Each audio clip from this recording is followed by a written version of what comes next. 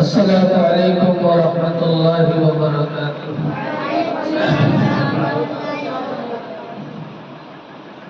الحمد للہ وکفى وسلام علی عباده الذین اصطفى، اما بعد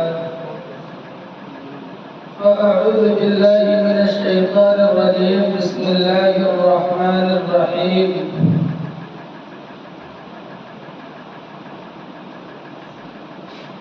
إنا نحن نزلنا الذكر وإنا له لحافظون۔ قال النبي صلى الله عليه وسلم: خيركم من تعلم القرآن وعلمه، أو كما قال عليه الصلاة والسلام۔ جو بھی سنتا ہے ہو جاتا ہے دیوانہ تیرا، جو بھی سنتا ہے ہو جاتا ہے دیوانہ تیرا، نہ جانے کون سی بات ہے قرآن تیرے سپاروں میں۔ بزرگان محترم، عزیز طلباء، پس پردہ بیٹھی مائیں اور بہنیں، آئیے سب سے پہلے ہم اللہ رب العزت والجلال کا شکر ادا کرتے ہیں کہ باری تعالیٰ عز اسمہ نے ہمیں اور آپ کو قرآن کریم کی تکمیل کی نسبت پر ہم سب کو یہاں پر اکٹھا فرمایا، جمع فرمایا ہے۔ میرے عزیز طلباء، یہ تو دنیا کا دستور ہے کہ جب دنیا میں کوئی قیمتی چیز مارکیٹ میں لائی جاتی ہے، چاہے وہ قیمتی گاڑی ہو، موبائل ہو یا اور کوئی سامان ہو، تو اس کے چلانے کے طور طریقے، اس کے استعمال کرنے کے ضابطے اور اس کے صحیح استعمال کے طریقوں کے لیے ایک کتاب ہمیں اور آپ کو ملتی ہے۔ دنیا کا کوئی بھی سامان ہم اور آپ خریدیں تو اس کے استعمال کے طور طریقے ہمیں کیسے کرنا ہے، کس طرح سے کریں گے تو نقصان ہوگا، کس طرح سے کریں گے تو ہمارے سامان آگے تک چل سکتے ہیں، دنیا ایک کتاب بناتی ہے جس میں اس کے مکمل ضابطے اور رولز لکھ کر کے دے دیتی ہے، جس کا مطلب یہ ہوتا ہے کہ اس گائیڈ لائن کے مطابق اگر ہم اپنے سامان کا استعمال کریں گے تو ہمارے لیے مفید ہوگا، اور اگر اس گائیڈ لائن کے خلاف اگر ہم استعمال کریں گے تو ہمارے لیے مضر ہوگا۔ ایسے ہی اللہ رب العزت والجلال نے دنیا کو پیدا کیا، دنیا میں انسانوں کو بھیجا، اور پھر اس انسان کی رہنمائی کے لیے، انسانوں کو سیدھے راہ پر چلانے کے لیے، انسانوں کو انسانیت کا پیغام سمجھانے کے لیے اللہ رب العزت والجلال نے کتاب ہدایت قرآن مجید کو نازل کیا، اور اس کتاب ہدایت کو سمجھانے کے لیے، اس کتاب ہدایت کے احکامات کو بندوں تک پہنچانے کے لیے، اور صحیح معنوں میں اس کتاب ہدایت کے قانون کو نافذ کرنے کے لیے 1.25 لاکھ پیغمبروں کا انتخاب کیا۔ ہر نبی اپنے وقت پر دنیا میں آئے، اور جب اللہ رب العزت والجلال کے جانب سے متعینہ وقت پورا ہوا تشریف لے گئے۔ سب سے آخر میں حضرت محمد صلی اللہ علیہ وسلم کو اللہ رب العزت والجلال نے کتاب ہدایت قرآن مجید دے کر کے بھیجا، اور اس کتاب ہدایت میں، قرآن مجید میں، اللہ رب العزت والجلال نے انسانوں کے مسائل کے حل کو اللہ تعالیٰ نے بیان فرمایا۔ دنیا کا مشکل سے مشکل ترین مسئلہ ہو یا دنیا کا مشکل سے مشکل ترین موڑ ہو یا دین کا کسی بھی طرح کا کوئی مسئلہ ہو، اللہ رب العزت والجلال نے حضرت محمد صلی اللہ علیہ وسلم کے زبان مبارک سے اس کو صرف جاری نہیں فرمایا بلکہ 1.25 صحابہ کرام کی تربیت حضور پاک علیہ السلام نے اسی کتاب ہدایت کی روشنی میں کی، جنہیں ہم اور آپ صحابہ کرام رضوان اللہ علیہم اجمعین کے نام سے جانتے ہیں۔ جس وقت قرآن کریم کا نزول ہو رہا تھا، نزول قرآن کے وقت اللہ رب العزت والجلال نے حضرت محمد صلی اللہ علیہ وسلم کا انتخاب کیا اور اپنے جلالی کلام کو آپ کے جمالی سینے پر نازل کیا، آپ کے جمالی سینے میں محفوظ کیا۔ جس دور میں فصحاء عرب کو اپنی فصاحت و بلاغت پر بہت ناز تھا، ان کو بڑا غرور تھا، عرب اپنے علاوہ سب کو عجم کہا کرتے تھے۔ ایسے وقت میں جب محمد رسول اللہ صلی اللہ علیہ وسلم نے کتاب ہدایت کی آیتیں انہیں پڑھ کر کے سنائی، پھر قرآن کریم کی آیتیں کہیں پڑھی جائے، قرآن کریم کی تلاوت کی جائے اور قرآن کریم اپنا اثر نہ چھوڑے، یہ ہو ہی نہیں سکتا۔ ان کے دلوں پر قرآن مجید نے اپنا اثر ڈالا۔ اللہ نے چیلنج کیا، وَإِن كُنتُمْ فِي رَيْبٍ مِّمَّا نَزَّلْنَا عَلَىٰ عَبْدِنَا فَأْتُوا بِسُورَةٍ مِّن مِّثْلِهِ۔ اللہ رب العزت والجلال نے چیلنج کیا، اگر اس کتاب ہدایت کے بارے میں شک کرتے ہو، اگر تمہیں ذرہ برابر بھی اس کے بارے میں، اس کے سلسلے میں شک اور شبہہ ہے، آؤ میدان کھلا ہوا ہے، راستے ہموار ہیں، صاف ہیں، اپنی قسمت آزمائی کر لو اور آؤ اس قرآن کریم کے جیسے ایک کوئی قرآن نہیں بلکہ ایک آیت ہی پیش کر دو۔ فصحاء عرب کے شعراء اور علماء نے انتھک محنتیں کی، کوششیں کی، لیکن اس قرآن کریم کی جیسی ایک آیت پیش کرنے سے وہ عاجز اور ناصر رہے۔ اس قرآن کریم کے جیسا کوئی قرآن کو کیا لے آتے، ایک آیت بھی نہیں لا سکتے، اور کیسے لے کر کے آتے؟ اللہ نے اس کی حفاظت کی ذمہ داری لی ہے۔ لا يأتيه الباطل من بين يديه ولا من خلفه۔ یہ وہ کتاب ہدایت ہے، یہ وہ قرآن مجید ہے جس کے باطل جس کے سامنے سے بھی نہیں آ سکتا، جس کے پیچھے سے بھی باطل نہیں آ سکتا۔ آپ جانتے ہیں اللہ تعالیٰ نے قرآن کریم کو جب بھیجا تو سیدنا جبریل علیہ السلام کو واسطہ بنایا، جو سید الملائکہ ہے، سید الملائکہ فرشتوں کے سردار ہیں، روح القدس ہے، اور پھر حضور پاک علیہ السلام تک جبریل علیہ السلام کے ذریعے سے یہ قرآن مجید پہنچا۔ ان واسطوں میں باطل اپنی جگہ بنا لے، سوال ہی نہیں پیدا ہوتا۔ جو لے کر کے آ رہا ہے وہ جبریل امین ہے، اور جس کے ذریعے نازل کیا جا رہا ہے وہ روح القدس سید الملائکہ ہے، اور جس ذات باری پر قرآن کریم کا نزول ہو رہا ہے وہ سید الانبیاء ہے، وہ انبیاء کے سردار ہے، نبیوں کے سردار ہے۔ آپ علیہ السلام تک جبریل علیہ السلام قرآن کریم کو پہنچاتے،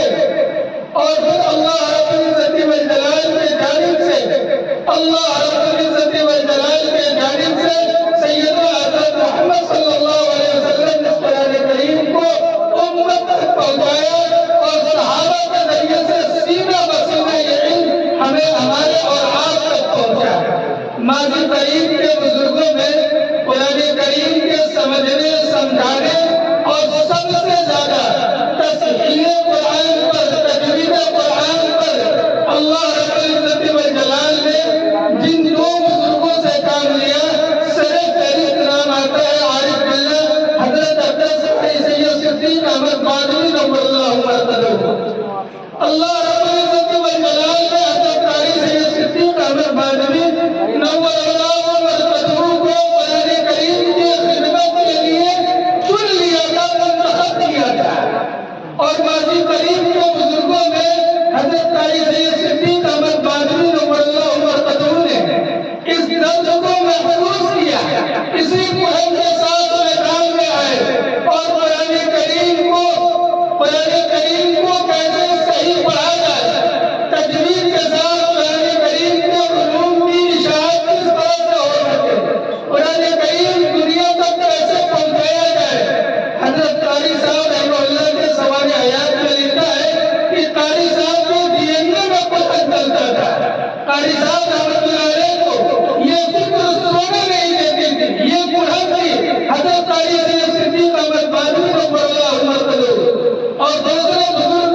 حضرت مولانا اشرف مولانا ابرار الحق صاحب حقی حضرت ان دونوں بزرگوں نے قرآن کریم کے اس درد کو محسوس کیا اور قرآن کریم کو تجوید کے ساتھ کیسے پڑھا جائے اس فکر کو لے کر میدان میں آئے، جگہ جگہ مکاتب کا جال بچھایا، مدارس کی سرپرستی کی اور خود اپنا مدرسہ حضرت قاری سید صدیق احمد قادری اور حضرت مولانا شاہ ابرار الحق صاحب حضرت نور اللہ برکتہ نے قائم کیا، اور آج بھی ان مدرسوں میں قرآن کریم کی تعلیم پر سب سے زیادہ زور دیا جاتا ہے، سب سے زیادہ زور دیا جاتا ہے۔ افراد سازی کا کام کیا ان حضرات نے، فضلہ تیار کیے، قرہ کو تیار کیا، اور تیار کرنے کے بعد ملک بیرون ممالک دنیا بھر میں اپنے شاگردوں کی ایک لمبی قطار بچھا دی اور بھیجا دنیا کے مختلف خطوں میں، دنیا کے مختلف جگہوں پر، ہندوستان کے مختلف صوبوں میں، سب اپنی اپنی جگہ پہ گئے، سب نے کام کیا اور کام کر رہے ہیں۔ انہیں بزرگوں کے درد کو اور قریب زمانے میں چلے آئے تو محسوس کیا تھا حضرت مولانا غلام محمد مستانوی رحمۃ اللہ علیہ نے، حضرت مولانا غلام محمد مستانوی رحمۃ اللہ علیہ نے حضرت قاری صدیق احمد قادری کے درد کو اپنا درد سمجھا تھا، حضرت قاری صدیق احمد قادری کے قرآن کو اپنا قرآن سمجھا تھا، ان کی تکلیف کو اپنی تکلیف سمجھا تھا، اور ان کے مشن کو ان کے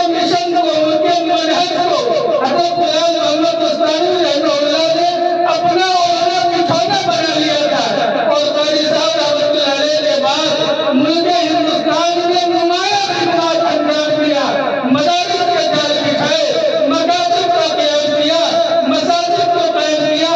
جگہ جگہ مساجد میں قرآن کے حلقے قائم کیے، جگہ جگہ مساجد میں قرآن کے دروس شروع کیا، اور آج پورے ملک میں کام ہو رہا ہے، پورے ملک میں کام ہو رہا ہے۔ انہیں جامعہ عربیہ ہتھوڑا بازار کے خوشاچینوں میں سے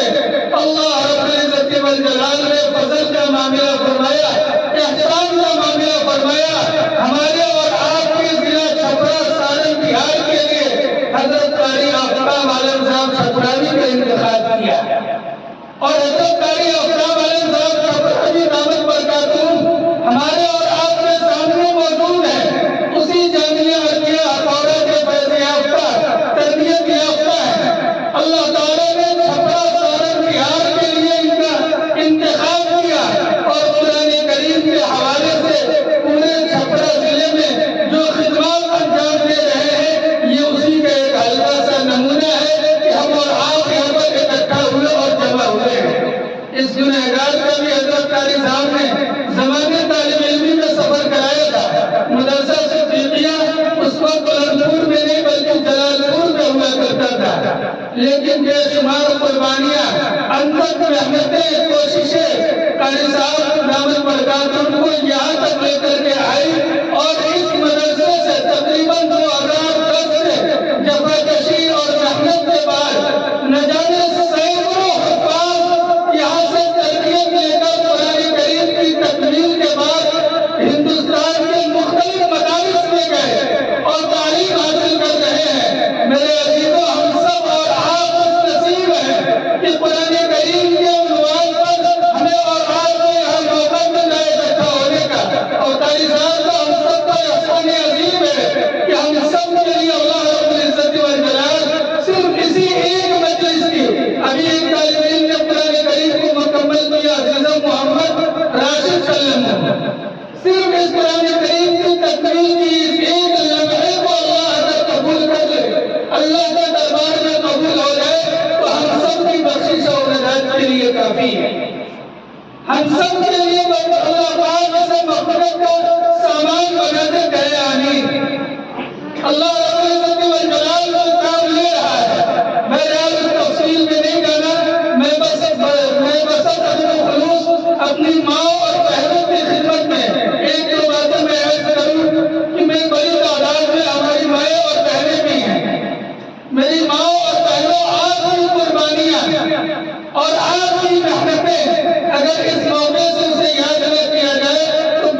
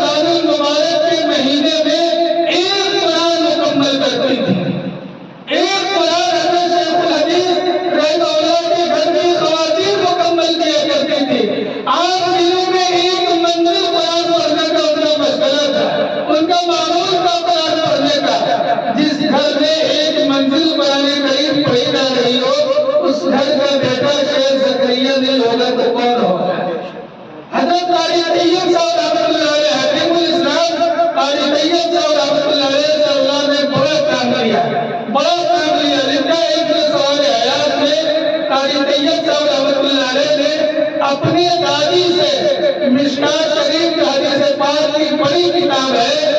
سبتن حرفن حرفن ایک ایک حرف حضرت قاری طیب صاحب رحمۃ اللہ علیہ نے اپنے دادی سے پڑھا تھا۔ جس گھر کی خواتین مشکات کو تعلیم دینے میں اس قدر قربانیاں دے رہی ہو، اپنے پوتے کو حرفن حرفن مشکات شریف پڑھائے ہو، اس گھر کا پوتا قاری طیب نہیں ہوگا تو کون ہوگا؟ حضرت مولانا اسحاق صاحب رحمۃ اللہ علیہ رمضان المبارک کے مہینے میں قرآن کریم کی تلاوت روزانہ 40 سپارے قرآن کریم کی تلاوت کرتے تھے، ایک مکمل، اور اس کے بعد 10 پارہ قرآن کریم اس کے بعد پڑھا کرتے تھے۔ قرآن کریم کے یہ دیوانے جس جگہ بھی ہیں، قرآن کریم کے یہ مستانے جس جگہ بھی ہیں، آباد ہے اور خراب ہے، تو اللہ کا وعدہ ان کے لیے، اللہ کے وعدے ان کے لیے، اللہ نے عدل عظیم کا وعدہ ان سے کیا ہے، اللہ نے دروازے ان کے لیے کھول رکھا ہے۔ قیامت کے دن انہیں حفاظ کرام کی جماعت سے کہا جائے گا کہ تو قرآن پڑھتا جا اور جنت کے درجوں پر چڑھتا جا، اور جو ہی قرآن کریم کی آخری آیت پر آئیں گے، بس وہی تمہارا ٹھکانہ اور منزل ہوگا جو قرآن کریم کی آخری آیت ہوگی۔ اور یہ حفاظ کرام، اللہ ان کے والدین کو مبارک کرے، قیامت کے دن ان کے والدین کو ایسا تاج پہنایا جائے گا، ایسا تاج پہنایا جائے گا جس کی چمک اور روشنی سورج کی روشنی سے بھی زیادہ ہوگی۔ یہ اعزاز ہوگا حفاظ کرام کے والد کا، تو ذرا سوچے حفاظ کرام کا اعزاز کتنا بڑا ہوگا، حفاظ کرام کا اعزاز کس طرح سے ہو رہا ہوگا، اور قیامت میں اللہ رب العزت والجلال ان کو کیا دیں گے؟ عدل عظیم کا وعدہ انہی سے ہے۔ آپ جانتے ہیں کہ دنیا میں جیسے مثال کے طور پر ہم اور آپ مدرسہ صدیقیہ والنور کے اس گراؤنڈ میں بیٹھے ہوئے ہیں، حضرت قاری آفتاب صاحب دامت برکاتہ اس مدرسے کے خادم ہیں، اور ہم اپنی زبان میں کہنے تو ناظم ہیں۔ کیا ان کے ساتھ کام کرنے والے دوسرے اساتذہ اپنے نام کے ساتھ ناظم لکھ سکتے ہیں؟ اجازت ہوگی؟ اگر وہ دستخط کرتے رسید پر ان کے نام پر مانی جائے گی؟ نہیں مانی جا سکتی۔ سی ایم کے کیبن میں بیٹھنے والا کوئی اپنے نام کے آگے سی ایم لکھ دے، کیا اس کی اجازت ہوگی؟ نہیں ہو سکتی۔ ڈی ایم کے کیبن میں بیٹھنے والا اپنے نام کے آگے ڈی ایم نہیں لکھ سکتا۔ لیکن قربان جائیے اللہ رب العزت والجلال کی نوازش پر، اللہ رب العزت والجلال کے فضل اور احسان پر، یہ حافظ اللہ رب العزت والجلال کا صفاتی ناموں میں سے ایک نام ہے۔ حافظ یہ اللہ کے ناموں میں سے ایک نام ہے۔ میں نے خطبے میں آیت پڑھی، اِنَّا نَحْنُ نَزَّلْنَا الذِّکْرَ وَإِنَّا لَهُ لَحَافِظُونَ۔ اللہ کہتا ہے کہ ہم نے اس قرآن کریم کو نازل کیا ہے اور ہم ہی اس کی حفاظت کرنے والے ہیں، اور بے شک وہی حفاظت کر سکتا ہے۔ یہ حافظ وہی سے بنا ہے جو اللہ کے صفاتی ناموں میں سے ایک نام ہے۔ جب ہمارا 8 سال کا بچہ، 6 سال کا بچہ، 10 سال 12 سال کا بچہ جب اس قرآن کریم کی حفظ کو مکمل کر لیتا ہے، اب اللہ تعالیٰ کے ناموں کے ساتھ اس کا نام جڑ جاتا ہے۔ اب اسے یاد کیا جائے گا، اللہ کے ناموں میں سے جو ایک نام حافظ ہے، ان ناموں کے ساتھ اسے یاد کیا جائے گا۔ حافظ محمد راشد صاحب، حافظ محمد بڑا صاحب، یہ کتنا بڑا اعزاز ہے اور اللہ کی طرف سے کیسا انعام ہے۔ اللہ تعالیٰ نے اپنے ناموں کے ساتھ ان کے نام کو پکارنے کا ہمیں اور آپ کو اعزاز عطا فرمایا۔ اللہ کے ناموں کے ساتھ ان کو یاد کیا جائے، اور یہ حفاظ کرام ہمارے اور آپ کے لیے بہت بڑی نعمت ہے۔ دنیا ہمیں اور آپ کو تعالیٰ دے گی، حافظ بنے گا تو کھائے گا کہاں سے؟ ارے کہنے گا رزاق اللہ کی ذات ہے، اللہ جسے کھلانے بناتا ہے اسے اللہ بغیر اسباب و وسائل کے کھلاتا ہے۔ دنیا میں تو اللہ رزق انہیں بھی دیتا ہے جو اللہ تعالیٰ کے فرما بردار نہیں ہے۔ پھر اللہ پاک اپنے ان بندوں کو جن کے سینوں کا انتخاب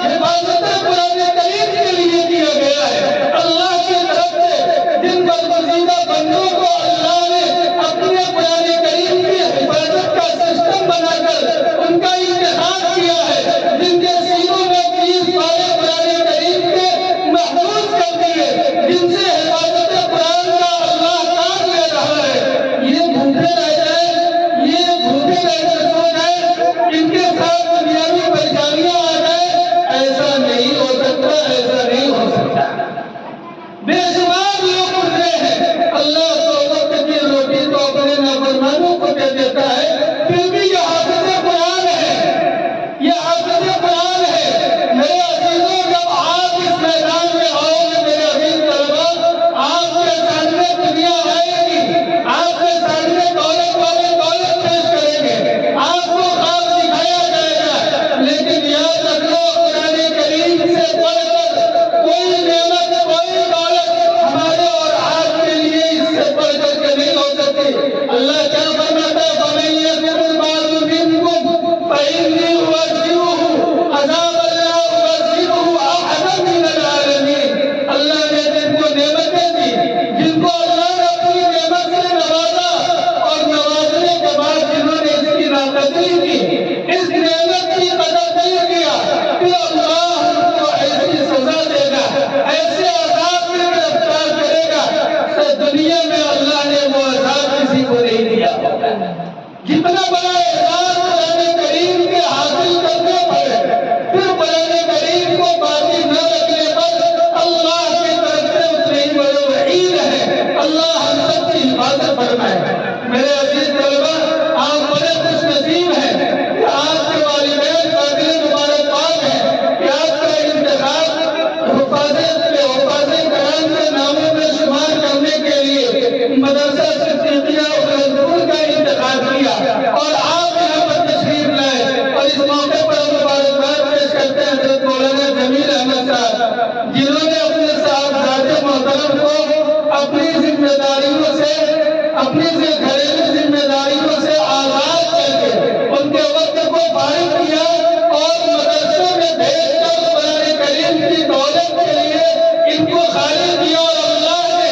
والدین کی بڑی طرف ہوتی ہے، بڑی طرف ہوتی ہے کہ جب خبر آئے کہ میرا نونہال، میرا بچہ، میرا لگتے جگر، جنہیں ہم نے نازوں سے پالا ہے، ہم نے نخروں سے پالا ہے، تو کب حافظ قرآن بنے۔ میرے عزیزوں، آپ کے لیے آپ کے والدین نے